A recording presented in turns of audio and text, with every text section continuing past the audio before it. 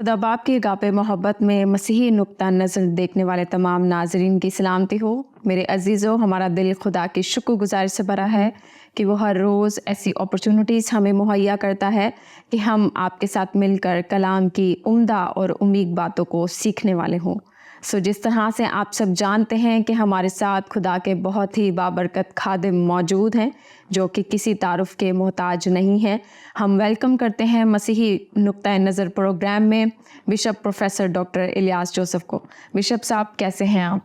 खुदा का शुक्र है, मैं बिल्कुल ठीक हूँ। अजीज़ों, आज जिस टॉपिक को मैं और आप हम सब मिलकर सीखेंगे वो इन्वान किसी इंसान ने नहीं बनाया, किसी शख्स ने नहीं बनाया या किसी और मखलूक ने नहीं बनाया, बल्कि वो रिश्ता हमारे खुदा ज़िंदा खुदा ने खुद बनाया है, और वो रिश्ता है मियाँ और बीवी का रिश्ता। अजीज़ों, आज जिस मौजू पर हम बात करेंगे वो है रिश्ता अज़दवाज खालिक और ईमानदार के दरमियान ताल्लुक़ की अलामत है।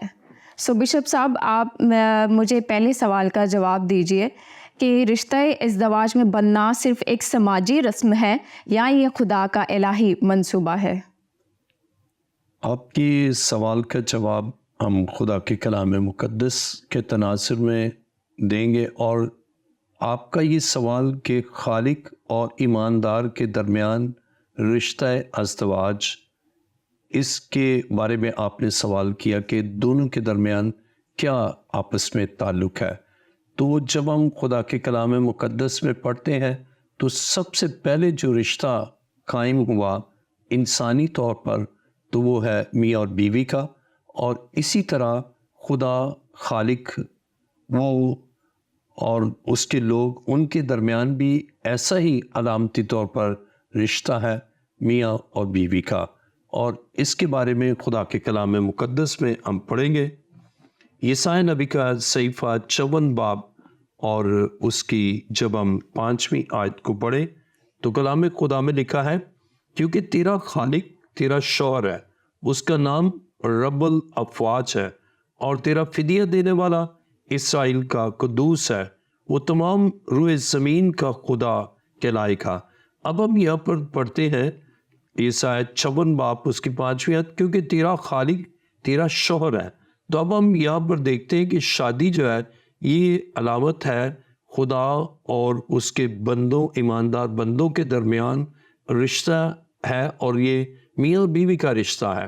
क्योंकि यहाँ लिखा है, क्योंकि तेरा खालिक तेरा शौहर है। जब खालिक शौहर है तो उसकी मखलूक उसकी बीवी है, और इसको नए अहदनामे में और ज़्यादा, जैसे मसीह दुल्हा है और कलीसिया दुल्हन है। तो मैरिज जो है ये बाइबल में अलामत है, और ये यूनिक रिलेशनशिप है खालिक और मखलूक के दरमियान, खुदा और उसके बंदों के दरमियान, और ईमानदार और खालिक के दरमियान ऐसा रिश्ता है जैसे मियाँ और बीवी का है। क्योंकि यशायाह नबी 54 बाब उसकी 5वीं आयत में बयान करता है, क्योंकि तेरा खालिक तेरा शौहर है, उसका नाम रब्बुल अफ़वाज है।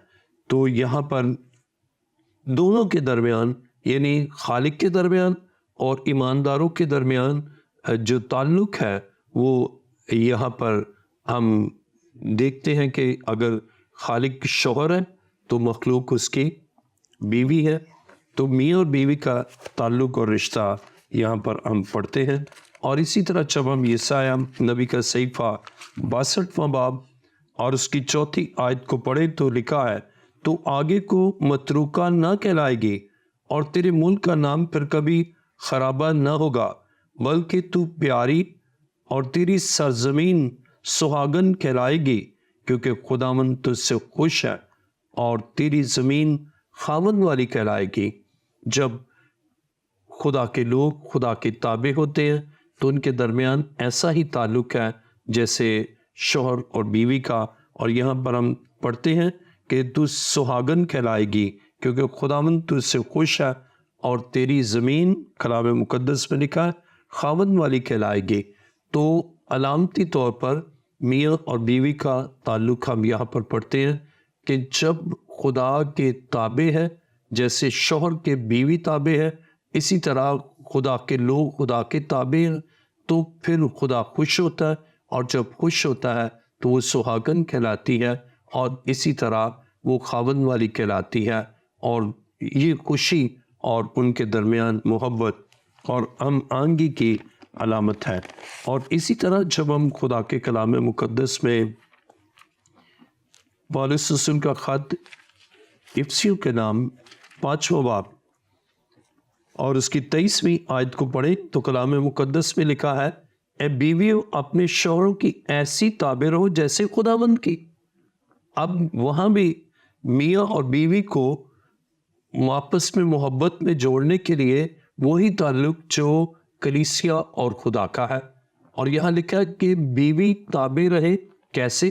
جیسے ایماندار خدا کے تابع رہتے ہیں، اور اسی طرح بیوی اپنے شوہر کے تابع رہے، اور اس میں اگزامپل دی ہے کہ جیسے خدا کی تابع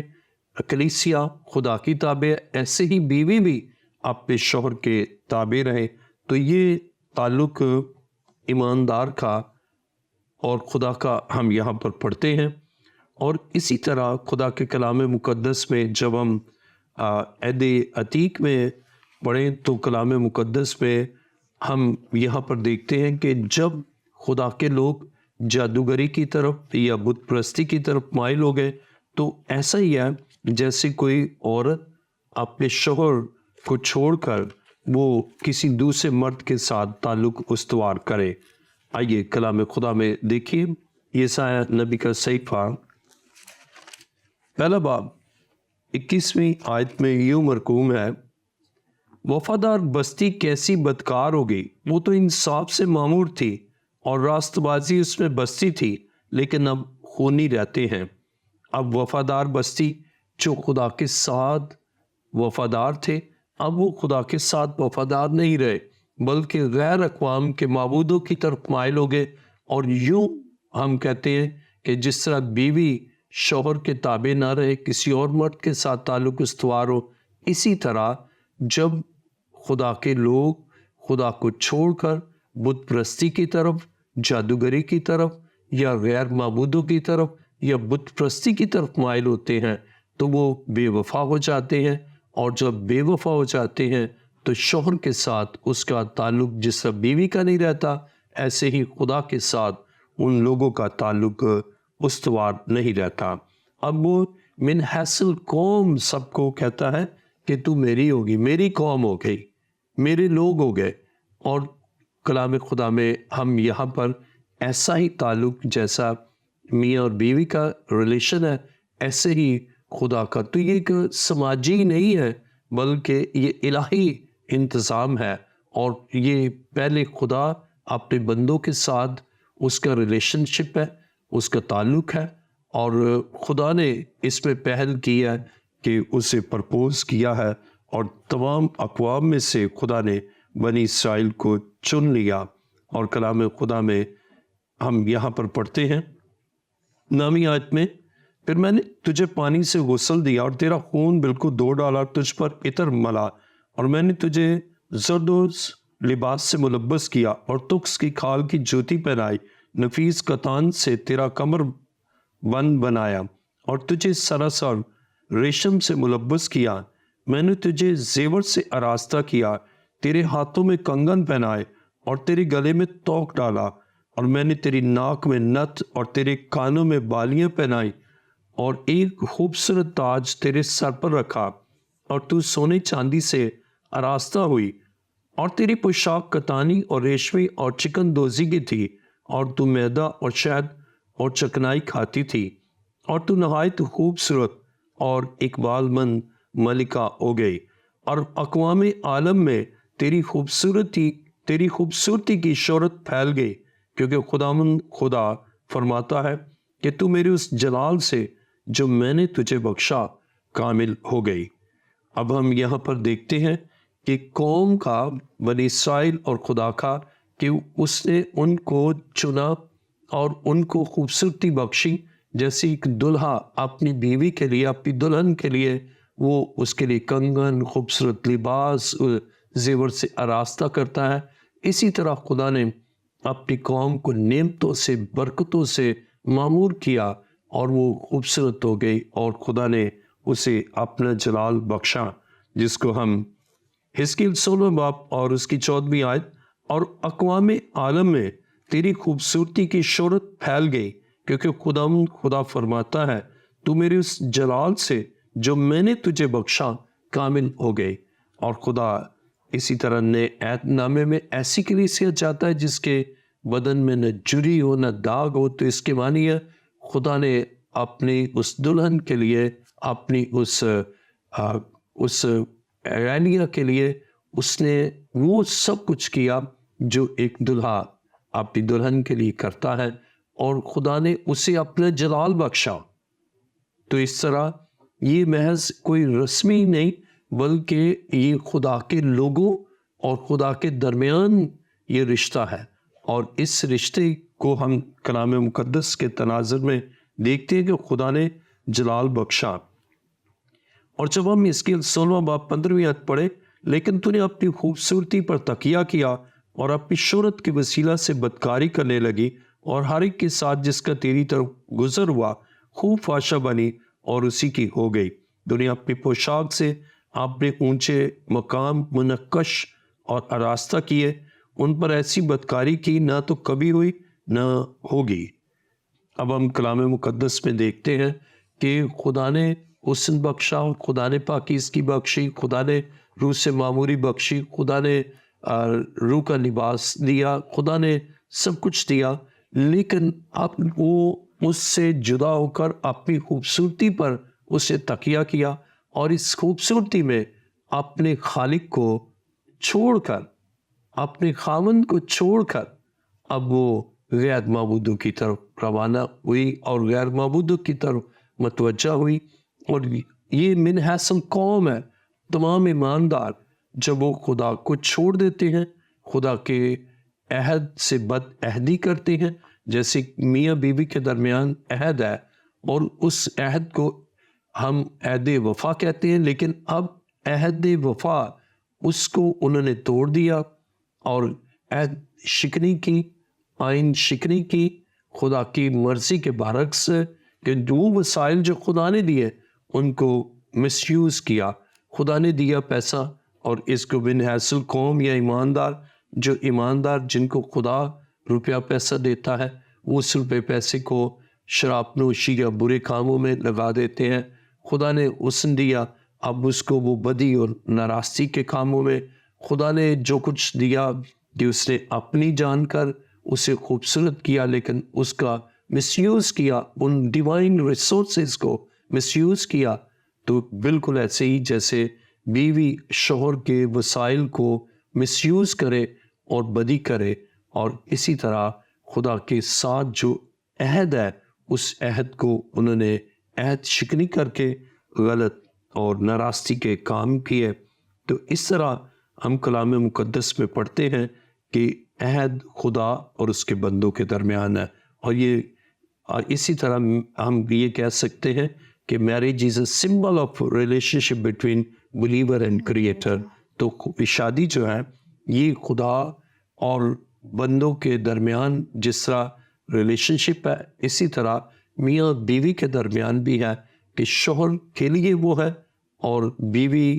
وہ وسائل جو شوہر دیتا اس کو مس یوز نہ کرے کہ کسی اور کے لیے، بلکہ خوشی اور اطمینان اسی وقت ہے جب وہ اپنے شوہر کے ساتھ باوفا ہوگی اور شوہر کے تابع ہوگی، جیسے کلیسیا مسیح کے تابع ہیں، جیسے بنی اسرائیل جب تک خدا کے تابع رہے، خدا نے انہیں برکتوں سے نوازا، خوشیوں سے معمور کیا، اور اسی طرح عہد جدید میں کلیسیا کو روح القدس سے معمور کیا۔ تو ہم خدا کے کلام مقدس میں پڑھتے ہیں کہ marriage is a symbol of relation of believers and creator. بہت خوبصورتی کے ساتھ آپ نے بشپ صاحب ان ساری باتوں کا جواب دیا، اور یہاں پہ میں ایک اور بات ایڈ کرنا چاہوں گی کہ ہم سمجھتے ہیں کہ بعض اوقات یہ سماجی رسم اس کو کنسیڈر کیا جاتا ہے، جیسے دوسرے مذاہب میں شادیاں ہوتی ہیں تو ہم بھی شادیاں کر لیتے ہیں، لیکن مسیحی شادی میں کہتی ہوں جس طرح سے آپ نے ایکسپلین کیا کہ خدا اور انسانوں کے درمیان، خدا اور میاں بیوی کے درمیان عہد ہے. یہ کوئی عام سی چیز نہیں ہے یا یہ کوئی عام سا رشتہ نہیں ہے، بلکہ یہ خدا کا خود باندھا ہوا اور خدا کا خود بنایا ہوا رشتہ ہے. سو بشپ صاحب، اسی کے ساتھ میرا آپ سے اگلا سوال یہ ہے کہ قبل از شادی ایک لڑکے یا ایک لڑکی کے لیے کن باتوں کا خیال رکھنا لازم و ملزوم ہے؟ قبل از شادی میاں اور بیوی ہونے سے قبل ان کو جن باتوں کا خاص خیال رکھنا ہے نا، وہ یہ ہے کہ وہ خدا کے حضور کامل پاکیزگی اور تابعداری، جیسے ان کے درمیان جنسی تعلق نہ ہو، ان کے درمیان کوئی ایسی بات نہ ہو جو خدا کے کلام کے منافی ہے، اور جس کو ہم ربکا کے بارے میں پڑھتے ہیں کہ وہ کنواری بھی ہے، خوبصورت بھی ہے اور مرد سے ناواقف. تو یہ بات، کیونکہ جس جگہ پر معاشرہ جا رہا ہے بسا اوقات قبل از شادی ان کے آپس میں جنسی تعلقات ہوتے ہیں، تو یہ بائبل اس کے ممانعت کرتی ہے، منع کرتی ہے. اس کی وجہ کیا ہے کہ میرج از آ سیکرمنٹ، شادی ایک سیکرمنٹ ہے، ایک سیکرڈ کام ہے. لیکن دیگر جو اقوام ہے نا، ان کے درمیان جو شادی ہوتی ہے وہ جسٹ ایگریمنٹ ہے. Marriage is an agreement Umang the other nations. لیکن کرسچنس کے درمیان وہ جسٹ ایگریمنٹ نہیں ہے. اگر ان کی ایگریمنٹ ہے تو any time agreement can be breach, اسے توڑا جا سکتا ہے. لیکن کرسچینٹی میں شادی is not an agreement, that is a sacrament, that is a divine plan of God. تو خدا کا یہ الہی منصوبہ ہے، اور میاں اور لڑکی اور لڑکے کو شادی سے قبل جو ہے اس بات کا خیال رکھنا ہے کہ ان کے درمیان کوئی ایسی بات نہ ہو جو خدا کو ناپسند ہے. اور اس میں سب سے اہم یہ ہے کہ ان میں جنسی تعلق نہ ہو، ایسا تعلق جو یعنی کہ گناہ اور زنا کے زمرے میں آتا ہے. بالکل بخوبی آپ نے فرمایا. سو اسی طرح سے اپنے پروگرام کا سلسلہ جاری رکھتے ہوئے میرا آپ سے نیکسٹ کویشچن ہے کہ کیا شادی صرف میاں اور بیوی کا ملاپ ہے یا یہ دو خاندانوں کا ملاپ ہے؟ کیونکہ سم ٹائمز سمجھا جاتا ہے کہ شادی ہو گئی تو بائبل میں بھی اس طرح سے لکھا ہوا ہے کہ مرد اپنے خاندان کو چھوڑے گا اور اپنی بیوی کے ساتھ رہے گا. سو اس آیت کو بھی ذرا تھوڑا سا ایکسپلین کیجیے گا کہ کیا یہ صرف میاں اور بیوی کا باہمی رشتہ ہے یا یہ دونوں خاندانوں کا رشتہ ہے؟ آج جب ہم غور کریں تو باہمی رشتہ یہ ہے، اور اس آیت کو کہ وہ بیوی سے ملا رہے گا اور ماں باپ کو چھوڑے گا. اب اس کی جو عام جو تاثر ہے وہ شاید یہ کہ بھائی جیسی شادی ہوگی بس وہ سب سے لا تعلق ہوگا. لیکن ایسا نہیں. خدا کے کلام میں لکھا ہے تو اپنے ماں باپ کی عزت کرنا، ماں باپ کی عزت بھی ہے. تو جب ہم مسیحی زندگی میں دیکھتے ہیں تو خدا محبت ہے، تو وہی محبت انسانی رشتوں میں بھی ہے. وہی محبت جو خدا کی محبت ہے وہ ہم دیکھتے ہیں کہ ان کے درمیان ہے. اور کلام خدا میں ہم پڑھتے ہیں کہ خدا یہ چاہتا ہے کہ ان کے درمیان محبت ہو. اور اس زاویے سے ان کے درمیان جو تعلقات ہیں وہ صرف میاں اور بیوی کے درمیان ہی نہیں، بلکہ اگر ہم غور کریں تو اگر جو ارینج میرجز ہے تو یہ تو پہلے خاندانوں کے درمیان محبت ہوتی ہے. لڑکے والے لڑکی کے یہاں جاتے ہیں، پھر ان سے پوچھتے ہیں، لڑکی والے ہاں کرتے ہیں، پھر ان کا جو اس کی بیس ہے ارینج میرج کی، اس میں وہ ان سے پوچھتے ہیں اور پھر اس کے بعد شادی طے ہوتی ہے. تو دونوں آپس کے جو لڑکے لڑکی سے بھی پہلے ان کے والدین آپس میں ملتے ہیں. اور پھر سب سے اہم بات جو ہم شادی کے موقع پر دیکھتے ہیں، بارات آتی ہیں تو سب سے جو پہلا کام ہوتا ہے وہ جیسے ہی بارات داخل ہوتی ہے وہاں پر بینکویٹ میں یا ہال میں، تو سب سے پہلے دعا کی جاتی ہے اور اس کے بعد جو کام پیدا کیا جاتا ہے وہ ہے ملنے کا. آپس میں ملتے ہیں تو اس میں ہر رشتہ جو ہے وہ آپس میں ملتا ہے. لڑکے کا باپ، لڑکی کا باپ، لڑکے کا بھائی، لڑکی کا بھائی اور لڑکے کا بھائی، اس طرح تمام جو رشتے ہیں ملنی ہوتی ہے، وہ ہے ملنا۔ تو اس زاویے سے اگر ہم غور کریں تو بائبل ہمیں میل ملاپ کی خدمت ہمیں دیتی ہے کہ ہمیں میل ملاپ کرنا ہے، جیسا کہ خدا کے کلام مقدس میں 2 کرنتھیوں 5واں باب اور اس کی جب ہم 17ویں آیت پڑھیں، اس لیے اگر کوئی مسیح میں ہے تو وہ نیا مخلوق ہے، پرانی چیزیں جاتی رہیں، دیکھو وہ نئی ہو گئی۔ اور 18ویں آیت میں لکھا ہے اور سب چیزیں خدا کی طرف سے ہیں، جس سے مسیح کے وسیلہ سے اپنے ساتھ ہمارا میل ملاپ کر لیا اور میل ملاپ کی خدمت ہمارے سپرد کی۔ اب ہم یہاں پر دیکھتے ہیں خدا نے ہمیں میل ملاپ کی خدمت دی ہے، تو دونوں خاندان، لڑکے کے خاندان، لڑکی کے خاندان، ان کا آپس میں میل ملاپ ہے، اور پھر وہ جو محبت ان کے درمیان قائم ہوتی ہے، استوار ہوتی ہے، اور ملنے میں وہ عملی شکل میں ہم دیکھتے ہیں، آپس میں گلے ملتے ہیں، ایک دوسرے کو تحائف دیتے ہیں، جیسے لڑکی والے لڑکے والوں کو تحائف دیتے ہیں یا وہ بھی ان کو کچھ دیتے ہیں۔ تو یہاں ہم دیکھتے ہیں کہ میل ملاپ ہے، ان لڑکی لڑکے کا ملنا، لیکن اس سے پہلے خاندان ملتے ہیں جس سے مسیح کے وسیلہ سے اپنے ساتھ ہمارا میل ملاپ کر لیا اور میل ملاپ کی خدمت ہمارے سپرد کی ہے۔ مطلب یہ ہے کہ خدا نے مسیح میں ہو کر اپنے ساتھ دنیا کا میل ملاپ کر لیا اور ان کی تقصیروں کو ان کے ذمہ نہ لگایا، اور اس سے میل ملاپ کا پیغام ہمیں سونپ دیا ہے۔ اب جب ہمارے اندر اگاپے محبت ہے، تو جب اگاپے محبت ہے تو اگر کبھی کسی ایک خاندان میں کوئی کمی آئی بھی تو اس پر جو محبت ہے وہ غالب آ جاتی ہے۔ تو اس طرح خاندان آپس میں متحد رہتے ہیں، اور اس کے ساتھ ہی اس محبت سے ہی جو محبت ڈیولپ ہوتی ہے وہ لڑکی اور لڑکے کی ہے، کیونکہ خدا کے کلام میں ہم پڑھتے ہیں کہ بائبل یک جوزگی نظام کا ہمیں بتاتی ہے، مونوگیمی کا، پولیگیمی نہیں، بلکہ خدا کا جو نظام ہے وہ مونوگیمی ہے، یعنی ایک شوہر کی ایک بیوی۔ اور اس لیے خدا کے کلام میں یہ کہا ہے کہ وہ بیوی کے ساتھ ملا رہے گا، اور اس میں جو خاص بات ہم دیکھتے ہیں، آئیے ہم اس کو کلام مقدس میں پڑھیں گے۔ پیدائش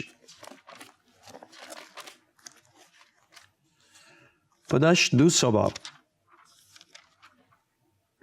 اور اس کی جب ہم 21ویں آیت پڑھیں، اور خدا نے آدم پر گہری نیند بھیجی اور وہ سو گیا، اور اس نے اس کی پسلی میں سے ایک کو نکال لیا اور اس کی جگہ گوشت بھر دیا، اور خدا اس پسلی سے جو اس نے آدم میں سے نکالی تھی ایک عورت بنا کر اسے آدم کے پاس لایا، اور آدم نے کہا یہ تو اب میری ہڈیوں میں سے ہڈی اور میرے گوشت میں سے گوشت ہے، اس لیے وہ ناری کہلائے گی کیونکہ وہ نر سے نکالی گئی۔ اب یہاں پر ہم کلام مقدس میں دیکھتے ہیں کہ خدا نے عورت کو بنانے کے لیے، اب اگر ہم تخلیق کے کائنات پر غور کریں، خدا نے کہا اور ہو گیا۔ آئیے میرے ساتھ ذرا دیکھیں پیدائش 1 باب اور اس کی 3 آیت۔ پیدائش 1 باب 3 آیت، اور خدا نے کہا روشنی ہو جا، اور روشنی ہو گئی۔ خدا نے کلام کیا کہ ہو جا اور ہو گیا، خدا نے کہا روشنی ہو جا تو روشنی ہو گئی۔ ایک یہ تخلیق ہے کہ اس کے کلام سے بنا، اس کے کلام سے تخلیق ہوا، اور دوسرا ہم خدا کے کلام مقدس میں پیدائش 2 باب اور اس کی 7ویں آیت، اور خدا نے زمین کی مٹی سے انسان کو بنایا اور اس کے نتنوں میں زندگی کا دم پھونکا تو انسان جیتی جان ہوا۔ اب ایک تخلیق خدا نے کلام کیا اور وہ سب کچھ ہو گیا، اسے کہا روشنی ہو جا، روشنی ہو گئی۔ اب دوسرا انسان کو مٹی سے بنایا، اب یہ خود انسان نے اپنے ہاتھوں سے تخلیق کیا، اور تیسرا یہ ہے کہ اس انسان کو جسے اس نے اپنے ہاتھوں سے بنایا اور جس کے نتنوں میں زندگی کا دم پھونکا، تو بائبل بیان کرتی ہے کہ اب خدا نے اس کو جس کے نتھروں میں زندگی کا دم پھونکا اس کی پسلیوں میں سے ایک کو لیا اور اس وہاں گوشت پر دیا. اب جب لے کر آئے اور کہا نہ سر سے نہ ایڑی سے نہ پاؤں سے نہ سر سے, اسے اس کے دل کے قریب سے لیا اور جب بنا کر لایا اس سے کہا یہ تو میری ہڈیوں میں سے ہڈی اور میرے گوشت میں سے گوشت ہے. تو اس کے معنی ہے کہ وہاں محبت اور ہم آہنگی ہے. اور اسی طرح خدا کے کلام میں ہم پڑھتے ہیں کہ خدا نے ان کو ایک کیا اور ایسا یہ ایگریمنٹ نہیں ہے, that is a part of his body.